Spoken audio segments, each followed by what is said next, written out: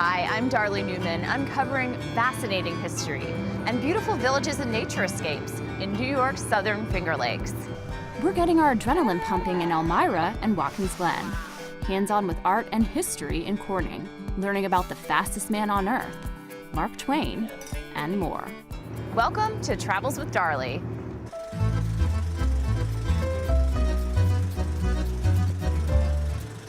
Nestled between the Pennsylvania border and Lake Ontario, New York's Finger Lakes region is comprised of 11 finger-shaped lakes, lots of vineyards, and a variety of small towns and cities, which offer arts, culture, and farm-fresh food to locals and visitors alike.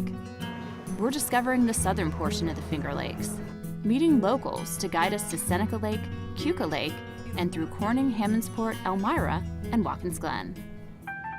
We're starting our adventures taking flight in Elmira, New York, at one of the earliest destinations for soaring in the United States, Harris Hill. We'll be experiencing what it's like to fly in a glider, also called a sailplane, a motorless plane which uses columns of rising air, called thermals, to soar through the sky. I'm gonna put you in the front seat. You okay with that? Okay, am I gonna have to drive? You don't have to drive. Brian Riegel is my pilot, and he's got loads of experience soaring. If you look out on the wings here, you see the spoilers deployed. Okay. So you don't want to put your fingers in that slot. No touching anything Okay. up here. I'm not gonna touch anything up here. To take off, a powered aircraft tows us up. Once we reach the right altitude, the cable is released, and we're on our own. If the conditions are perfect for soaring, how long could you be up in the air? Hours and hours and hours. Really? 5, 6, 7 hours. Wow.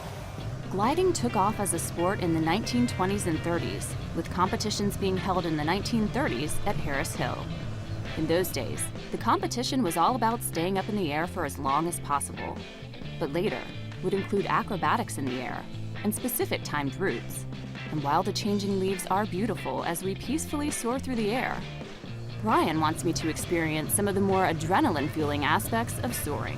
We're gonna pull up and we're gonna turn right over the right wing. You ready? Yeah. So look to your right. Whoa. How's that? That's crazy. Good? Yeah. That is wild. While I thought my flight was exciting, it's nothing compared to some of the early adventures in motorless flight. To get my land lakes back, I walk over to the National Soaring Museum, is on display.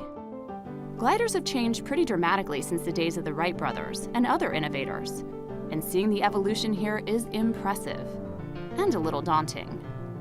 The National Soaring Museum will certainly make you think about how far we've flown since then. In addition to aviation history, Elmira is also rich in Mark Twain history. At the Center for Mark Twain Studies at Elmira College, Dr. Joseph Lemack sheds further light on Twain's ties to the area.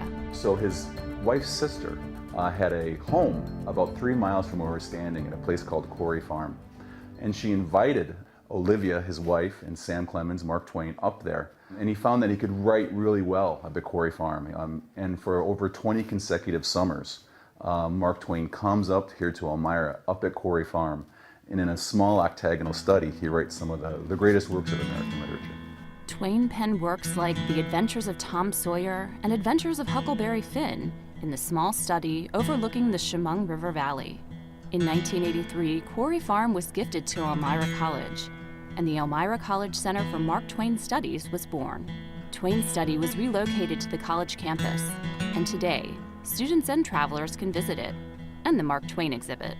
Scholars think that he probably smoked between 20, 30 cigars a day. Cigars and cats. That's exactly right. What was his affinity for cats? Well, I think that Twain and even their family were really animal lovers in general. Loved horses, dogs, cats. My kind of folks.